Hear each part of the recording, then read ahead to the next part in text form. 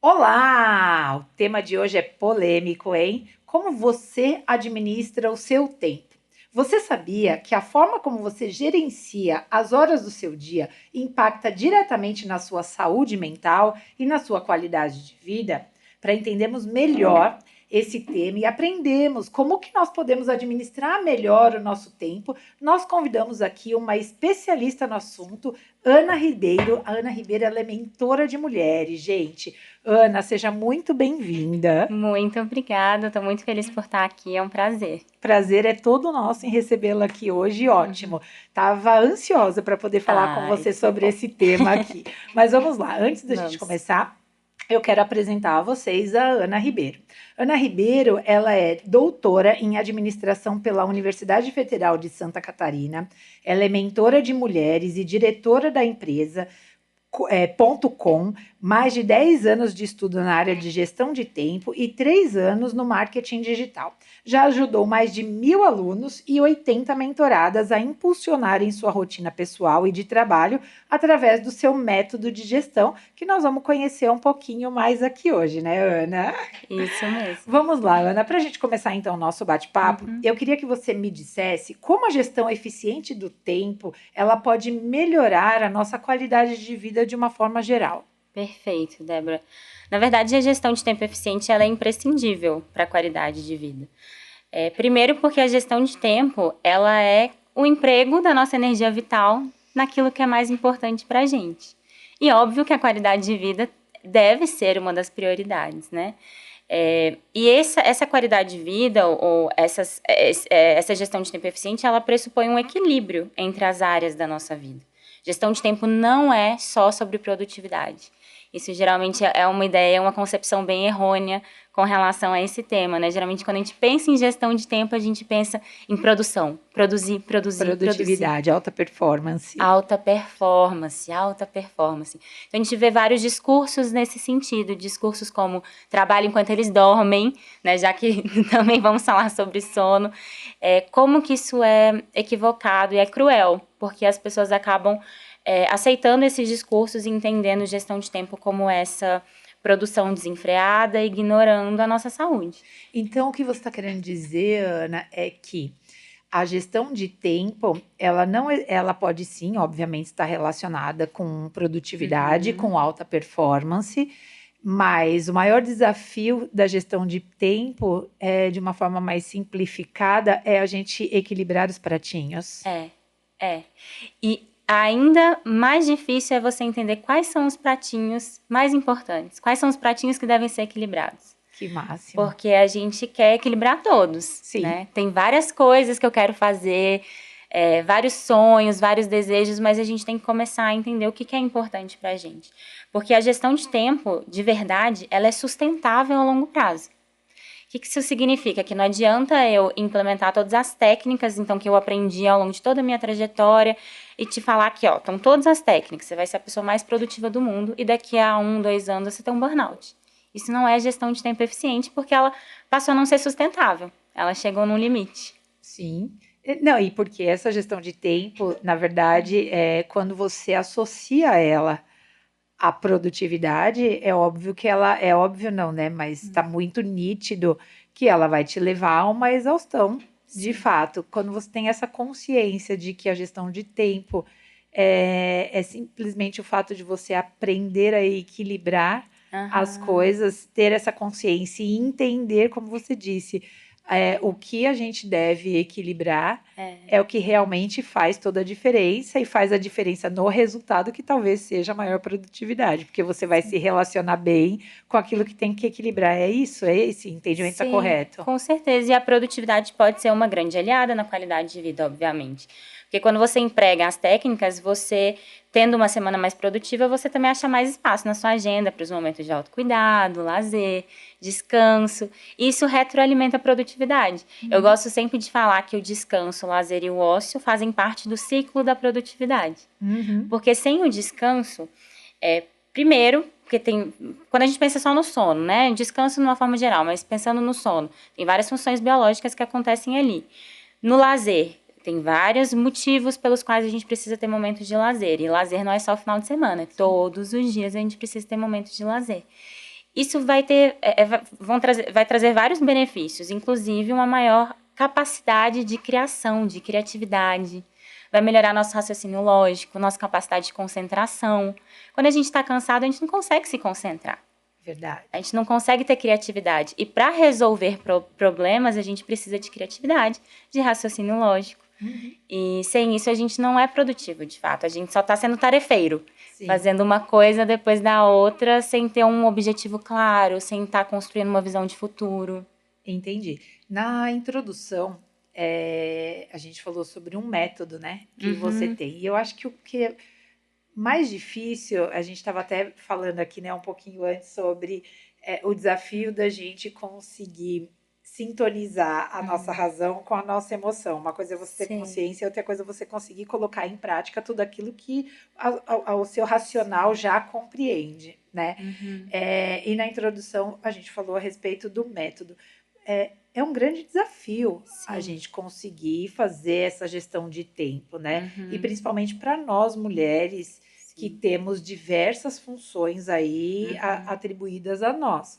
Então, eu vou ser sincera com você, em alguns momentos eu inicio o dia, sento de frente para o computador 8 horas da manhã, quando eu vi são 8 horas da noite, eu almocei em 30 minutos, e aí você fala, poxa, eu não consegui fazer mais absolutamente nada, e aí é um ponto que pega muito, toca em mim, imagino que toque em outras mulheres, e não só em mulheres, né, mas nas pessoas de uma forma geral. Sim. A gente não conseguir administrar, fazer essa gestão do tempo para pensar num lazer, num convívio social, em outras funções ainda ao longo da semana. Que isso é parte da nossa rotina e a gente não pode esperar que isso chegue só no final de semana. Qual que é o milagre? Qual é a receita? Olha, não tem milagre, né? Cada pessoa é um universo inteiro, então óbvio que tem várias técnicas comprovadas, tem vários conceitos importantes da gente entender, e tem várias formas de fazer, né? Para cada uma a gente vai adaptar uma forma. Para o meu nicho, como eu já falei, mulheres sobrecarregadas, então eu trabalho com mulheres sobrecarregadas, a primeira coisa que eu tento fazer com as minhas mentoradas é primeiro tirar a culpa, pelo menos um pouquinho. Como que eu faço isso? Trazendo um pouquinho de entendimento sobre neurociência do comportamento. Por exemplo, eu recebo muitas mentoradas muito frustradas e se sentindo muito culpadas porque não conseguem reduzir o tempo nas redes sociais. Sempre a declaração é, poxa, eu sei que isso faz mal, eu sei que eu estou ansiosa, por que eu não consigo parar? Então, sempre o discurso vem de por que eu estou errada. Tá, vamos entender que existe uma indústria com pessoas extremamente inteligentes, muito dinheiro envolvido, fazendo aplicativos que o objetivo deles é te viciar. Então tem um motivo. Vamos entender qual que é esse motivo? O que você está buscando na rede social? É conexão? É uma dopamina rápida? Vamos entender um pouquinho sobre o sistema dopaminérgico? É um entretenimento? Então vamos buscar coisas que vão substituir isso. Esse é um dos pontos. A gente tenta entender também que você não vai dar conta de tudo. Qual que é o tudo que você quer dar conta? A priorização. Gestão de tempo depende muito de priorização. E entender que os outros pontos a gente vai precisar usar diferentes estratégias, algumas das que a gente mais utiliza.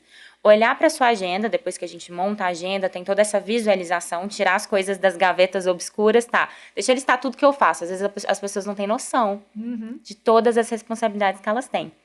Disso aqui, de tudo que eu faço, de tudo que está nas minhas mãos, o que eu consigo delegar, pedir ajuda, dividir o fardo, a carga, que muitas vezes também a gente acaba centralizando muito.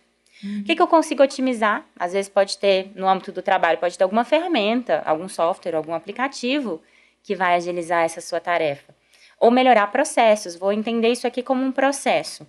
Processo precisa ter desenho de processo. Vou desenhar esse processo. Que forma que ele fica menos bagunçado, que forma que ele fica mais fluido. E deletar. Às vezes é olhar para a agenda e falar, isso aqui não me cabe mais, isso aqui não é minha responsabilidade. Eu não preciso fazer isso aqui. Na minha casa não precisa estar impecável todos os dias. Né? Eu não preciso estar impecável todos os dias. Se tratar com mais carinho. A gestão de tempo tem muito a ver com um olhar amoroso para o nosso eu do futuro. Sim. Na verdade, você falando aí agora, me veio muito a imagem de você olhar a bagunça e ter coragem e iniciativa de limpar e organizar. Sim. Né? Porque tudo isso que você falou, que você exemplificou agora, são questões que dependem de uma ação. E aí a gente entra na procrastinação. E essa procrastinação vai fazendo que tudo se transforme numa desordem. E essa desordem, além da desordem, pode ser uma sujeira, uma coisa toda que demanda amor, carinho e atenção para que você possa reorganizar, limpar e ter uma ação em cada uma das coisas, né? Então, o copo está fora do lugar, você tem que lavar o copo, secar o copo e guardar o copo no armário, né? Foi meio que essa analogia que eu fiz aí com a bagunça da nossa casa mesmo. Eu acho que isso trazendo para as nossas emoções, para o nosso dia a dia, né? E aí é muito interessante como essas coisas vão evoluindo e vão trazendo prejuízos adicionais à nossa vida, né? Como, por exemplo, quando tem essa bagunça emocional na nossa mente, no nosso coração, isso certamente acarreta numa pior qualidade de sono, né? Então, tem as pessoas que têm dificuldade para adormecer e tem as pessoas que despertam ao longo da noite e todas essas emoções vêm à tona. Então, você exemplificou aí uma mentorada que ela fica muito na rede social e muito provavelmente ela deve também acordar à noite e na hora que ela acorda, ela deve pegar o celular e ir para a rede social, né? Enfim, eu acho que é esse o caminho, né, Ana? Legal. E o ponto da procrastinação também é muito interessante a gente observar. A procrastinação é muito demonizada. Mas a procrastinação é algo humano. Todo mundo procrastina. Eu procrastino, todo mundo procrastina. Porque qual que é o conceito de procrastinação? Você planejou fazer algo e aí você adia aquilo. Então, a gente tem que observar qual que é a causa dessa procrastinação. Dificilmente a pessoa, ela procrastina para descansar. Geralmente a gente procrastina fazendo outra tarefa. Né? Então, a gente tem que entender qual que é a causa da procrastinação, mas às vezes a procrastinação ela vem para nos indicar um cansaço. Olha, você não vai conseguir se dedicar para essa tarefa, vai fazer outra coisa. E tá tudo bem, a gente precisa observar quando a procrastinação ela começa a trazer muitos prejuízos. E aí a gente vai olhar para ela com mais cuidado, digamos assim. Mas procrastinar um pouquinho é normal, todo mundo procrastina. Ana, e quando as pessoas estão ouvindo assim, né, um conteúdo como esse que a gente está falando aqui agora, eu acho que a gente atua muito na identificação, né? Então eu queria que você trouxesse aqui pra gente quais são as principais questões que as suas mentoradas trazem como desafios e que às vezes eu, qualquer uma de nós, pode achar que isso é específico dela e acontece com a maioria das pessoas e a gente, por sentir culpa ou qualquer outro sentimento, a gente acaba não querendo nem falar a respeito disso. Então, eu queria que você falasse quais são aí essas coisas que são mais comuns do que a gente pensa e que acaba gerando aí essa má administração de tempo. Perfeito. Eu vou falar sobre algumas questões que muitas vezes as mulheres nem veem que elas sentem. Os homens também, né, em geral, assim, quando a gente tem dificuldade com gestão de tempo, a gente nem consegue visualizar. Por exemplo, uma das grandes dificuldades que as minhas mentoradas têm, que atrapalham muito a rotina, a gestão de tempo, é a dificuldade em imposição de limites. Dizer não. Quando a gente pensa em priorização, eu entendi o que é importante para mim, eu entendi onde eu preciso alocar a minha energia, eu entendi o que eu preciso distribuir na minha agenda. E aí começam a aparecer demandas imprevistas, demandas de outras pessoas, responsabilidades de outras pessoas, responsabilidades que foram postergadas a ponto de ficarem urgentes e se tornarem uma urgência sua. A gente precisa aprender a impor limites, porque senão a gente nunca vai conseguir reduzir e olhar para o que é importante, né? Não só para o que é importante, ou pelo menos o máximo para o que é importante. Imposição de limites é uma dificuldade muito grande das minhas mentoradas, que acaba atrapalhando ali o planejamento. A autocrítica também, né? Essa cobrança muito grande de equilibrar tudo, de se sentir mais responsável, às vezes quando tem um parceiro, sentir mais responsável pela casa do que ele se sente, mesmo quando essa divisão a carga de trabalho é semelhante. A gente também vai ter muita culpa nos momentos de lazer. Essa é uma questão bem comum entre as mulheres. Mais comum ali entre as mulheres do que os homens. Mesmo os momentos que elas se permitem um momento de lazer, de descanso, de relaxamento, vem uma culpa de não estar produzindo. Seja no trabalho, seja na limpeza da casa. Se identifica com alguns desses pontos? Bem comum, bem comum. E aí dificuldades normais, né, mais voltadas para as técnicas de gestão de tempo. Então, não ter domínio de uma metodologia de planejamento semanal, de definição de objetivos e metas. Mas essas são óbvias, mais óbvias, né? Eu acho que o não fazer, por isso que eu fiz essa cara, ela traz muito uma questão da autossabotagem, né? Porque é estranho dizer, mas mesmo nos momentos de lazer, como você disse, o momento de lazer pode ser qualquer coisa. Pode ser você estar num show, fazendo um hobby, praticando um esporte, alguma coisa assim. Ou pode ser no ócio, pode ser você deitada no sofá, curtindo ali a tua casa, a tua vida, e aí você olha e fala, mas viu, é um fim de semana. O que eu estou fazendo aqui, que eu não estou... Eu poderia fazer milhares de coisas. Eu preciso comprar lâmpada, eu preciso colocar o quadro. Por que eu não arrumo o armário, né? Sim. E aí essa coisa de eu não estou sendo produtiva e não se permite, você vai se auto-sabotando o tempo todo. Sim. Né? Isso é crucial para que a gente não evolua, eu digo. Exato. E a gente esquece que o descanso também é uma prioridade. Sim, exatamente. E aí me conta agora uma coisa, Ana. Como você chegou até esse tema de falar a respeito de gestão de tempo? Para as mulheres, eu acho que é um nicho, né, específico. Talvez o tema tenha te interessado antes. Mas foi algo que você precisou estudar para aplicar a você mesma, porque você tinha essa dificuldade de fazer a gestão? Ou realmente foi uma curiosidade, porque eu também já vi gente dizendo que eu tenho amiga, eu tenho pais, irmãos e não sei o que, e eu queria ajudá-lo a viver melhor aquilo e fui me aprofundar. E óbvio que aí você acaba se ajudando também. Mas como foi? Como você chegou aí nisso? Olha, foi um conjunto de todas essas coisas. É um tema que me interessa desde muito nova. Eu me lembro adolescente fazendo algo que hoje eu sei que se chama backwards planning, que é o planejamento de trás para frente, fazendo intuitivamente. Que era você, eu tenho que ir no centro comprar esse material para a escola.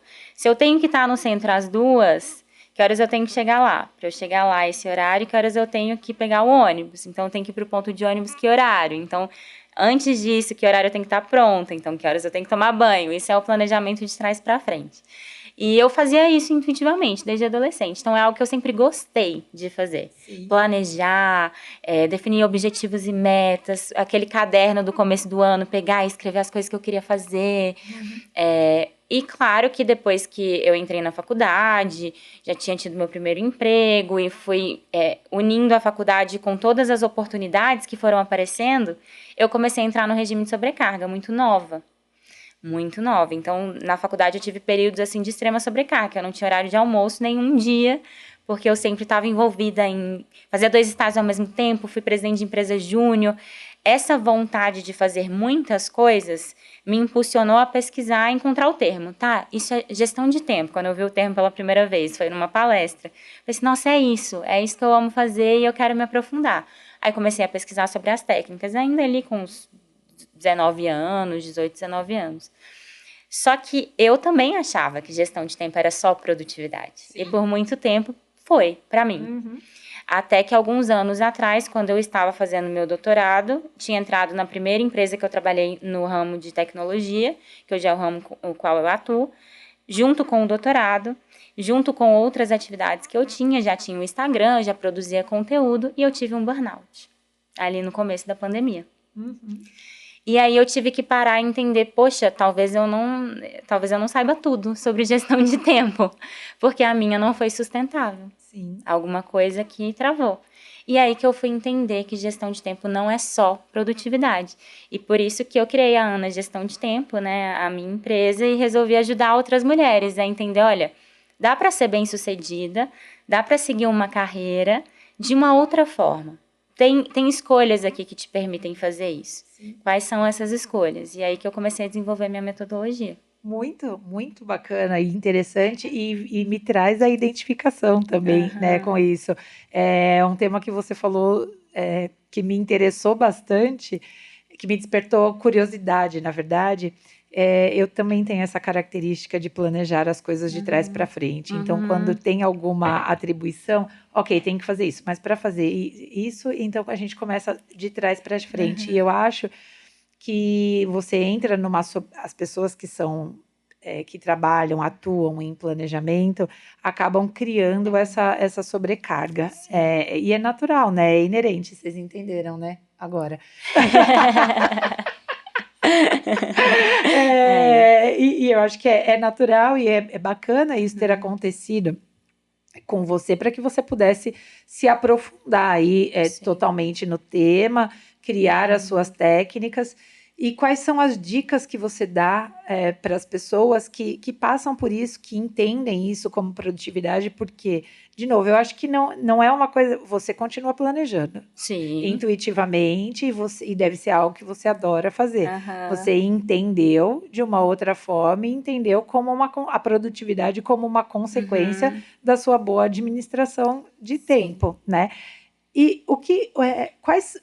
A partir do momento que caiu, que você virou essa chave, Ana, quais foram as suas práticas mais saudáveis para o seu dia a dia? Eu acho que até para um âmbito mais comportamental, né? E não tão técnico do como você fazer as coisas. O que você foi mudando no seu dia a dia para poder ter essa plenitude que você tem agora?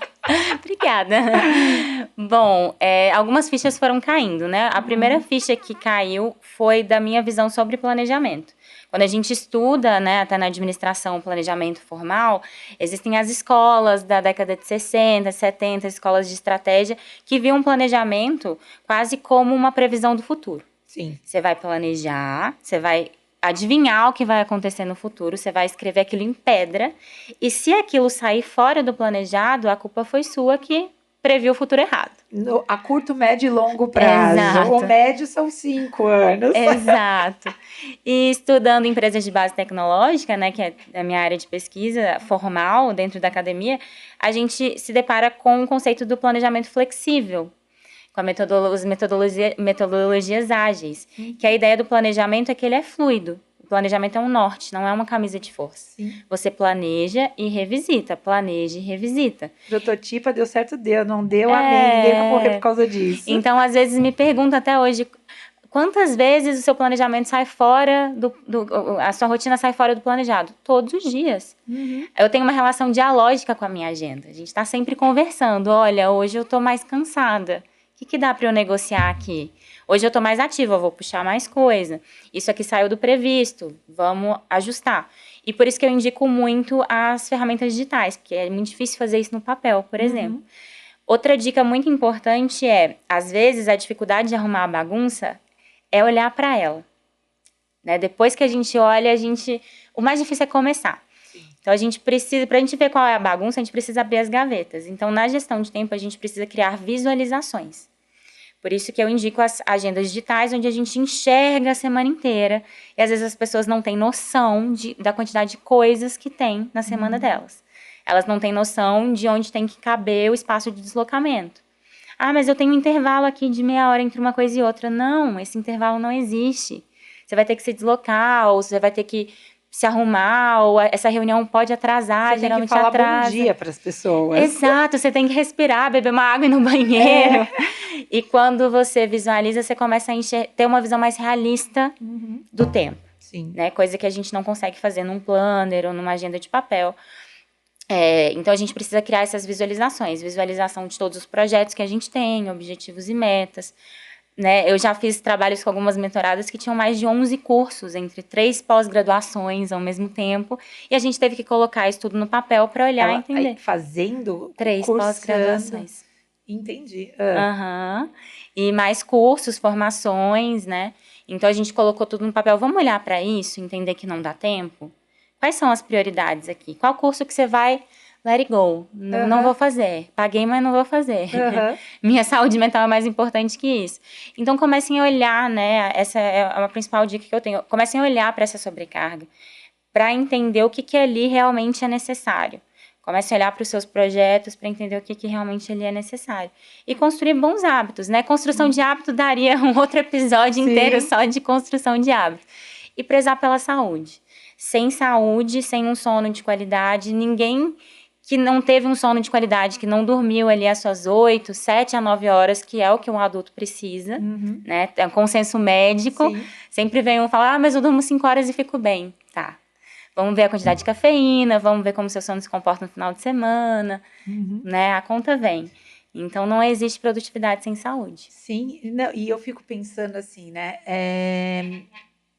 A partir do momento, depois isso tudo, eu fiquei um pouco chocada, porque tem uma pessoa que faz 11 cursos ao mesmo tempo, sendo 3 pós-graduações, né? Falei, gente, como assim? Sério Isso mesmo? É mais comum do que eu imaginava. É mesmo, é uma das curiosidades, então. Mas, na verdade, assim, eu acho que esse é o momento ainda da tomada de consciência, é o momento que atrela muito a gestão do tempo com alta produtividade e uma expectativa futura altíssima, né? Mas você também deve, assim, né, como tem esse caso, você também deve ter algumas mentoradas que já estão num outro patamar, no patamar que chegou à frustração, né? De o que eu fiz do meu tempo, eu fiz, era necessário? Eu já tinha 53 cursos, eu estava ao mesmo tempo cursando mais 3, mais 11, seja lá quantos sejam. E o que eu fiz do meu tempo? Eu não fui na aula de Pilates. E o meu corpo hoje precisa dessa aula de Pilates. Eu não dormi, porque, obviamente, você tem uma mente extremamente acelerada. E se você acorda, desperta no meio da noite, provavelmente você não vai conseguir dormir. Como que é a relação com essas mentoradas que já estão nesse estágio? A maioria chega com uma frustração grande, com uma culpa grande, né? É algo que a gente não lida com técnica. Eu sempre incentivo muito as minhas mentoradas a fazer terapia, que a mentoria é muito diferente de um acompanhamento psicológico, são outras ferramentas. Pra gente entender, e sempre, tudo que eu faço com elas daqui pra frente, vamos arrumar, um dos cursos que eu tenho lá, dos módulos extras, é arrumar a caixa do e-mail, né, caixa de entrada do e-mail, usar marcadores e tratar a caixa de entrada do e-mail como uma lista de tarefas, deixar ela limpinha.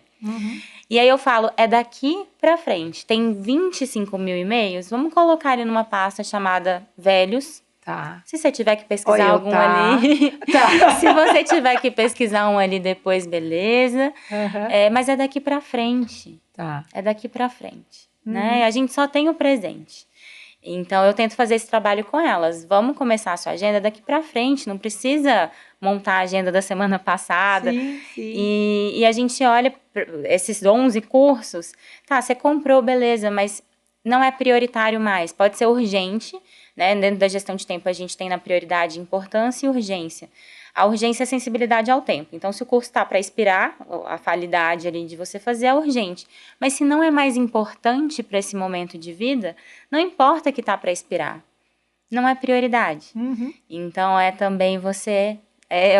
repetindo o let it go, né? Vou abstrair de algumas coisas, porque é daqui para frente. O que passou, passou. Ô, Ana, e me diz uma coisa. Você falou que hábito seria um outro episódio, né? Que daria pra gente falar e tudo mais. Mas existem muitas pessoas que cultivam o hábito de ser multitarefa, né? Nós sabemos que nós, mulheres, a gente tem uma capacidade mesmo de execução múltipla, né? Mas existem pessoas que carregam o troféu de que eu sou multitarefa. E isso, óbvio que ele é prejudicial. E como que isso... Você acha que a gente deve continuar com essa história da alta produtividade, ser multitarefa? Isso impacta, inclusive, na gestão do tempo. Sim, com certeza. Multitarefas também é um assunto bem polêmico, porque multitarefas não é produtividade, não traz produtividade. Sim, a gente consegue fazer mais de uma coisa ao mesmo tempo, geralmente quando uma dessas coisas é um hábito. Então, por exemplo, dirigir e conversar. Se a pessoa já dirige há muito tempo, aquilo para ela é automático. O cérebro, ele lida de outra forma com os hábitos, diferente de atividades que dependem de tomada de decisão. São outras partes do cérebro que cuidam dessas coisas. Então, se você está fazendo um hábito e fazendo algo que depende de uma tomada de decisão, tá tudo bem. Mas duas coisas que exigem concentração ao mesmo tempo, a gente não tem capacidade. Geralmente a gente está se enganando. O que a gente costuma fazer quando acha que está fazendo multitarefas? A gente está mudando o foco com muita velocidade. Você está com 10 abas abertas, você está mudando de uma para outra com rapidez. Ou você está numa reunião e fazendo outra coisa, mas você não está, de fato, em hiperfoco em nenhuma das coisas. Você vai cometer um erro, né? Ou essa pressão que você está colocando no seu cérebro para focar em duas coisas vai gerar algo que a gente chama de cansaço cognitivo. E, novamente, uma pessoa cansada, ela não é produtiva. Sim. Então, a multitarefa, ela vai gerar um cansaço maior. A gente pode usar isso como um teste, observar o dia que a gente tenta fazer mais multitarefas, como que isso vai impactar no final do dia, no nosso cansaço. E quando a gente faz uma coisa de cada vez, a gente se surpreende, como a gente acaba sendo muito mais produtivo. E termina o dia menos cansada, menos estressada. Essa tentativa de multitarefas, ela costuma levar muita ansiedade também. Então, não é uma boa prática. Entendi. Definitivamente. Uma delícia o nosso papo aqui, mas a gente já está se encaminhando pro fim. E aí eu queria que você desse uma dica, Ana, para como as pessoas podem aproveitar melhor o seu tempo no dia a dia, no sentido do aproveitar mesmo, sabe? Essa coisa que a gente falou bastante aqui no nosso bate-papo, ao invés da gente ficar buscando mesmo essa produtividade, aproveitar o nosso dia de uma forma mais saudável. Perfeito. Eu diria que é tratar a gente com mais carinho. Eu costumo dizer para as minhas mentoradas que a gente tem que falar, a gente tem que ter um diálogo interno e falar com a gente como se a gente fosse nossa melhor amiga. O nosso discurso é completamente diferente com a gente mesmo. Porque isso tem um impacto direto na produtividade, porque a gestão de tempo ela é uma construção de relação com o nosso eu do futuro. Se hoje eu evito ter uma recompensa imediata em prol de um objetivo, eu não estou pensando em mim, né? Eu agora, eu estou pensando na Ana do futuro. E isso exige um amor próprio grande. E se a gente não se ama, por que a gente vai planejar uma vida melhor pra gente? Então é clichê, mas é muito importante para a gestão de tempo também. A gente ter esse carinho com a gente mesmo, falar com a gente com amor, sem se culpar, pensando na solução. É o que a gente chama de reforço positivo. Ele é muito mais eficiente que o reforço negativo. E ele constrói hábitos com mais facilidade também. Muito bom, Ana. Bom, a gente já está se direcionando aqui para o fim. Ana, eu quero te agradecer muito. Foi super especial esse bate-papo com você. Muitos aprendizados aqui. E eu acho que você também, que está aí nos ouvindo e nos assistindo, também deve ter tido muitos aprendizados, porque foi um tema bastante relevante, que tem um impacto bastante expressivo no nosso dia a dia. Muito obrigada, Ana. Foi um prazer recebê-la aqui. Eu que agradeço e convido todos a... E nas minhas redes tem muito conteúdo gratuito.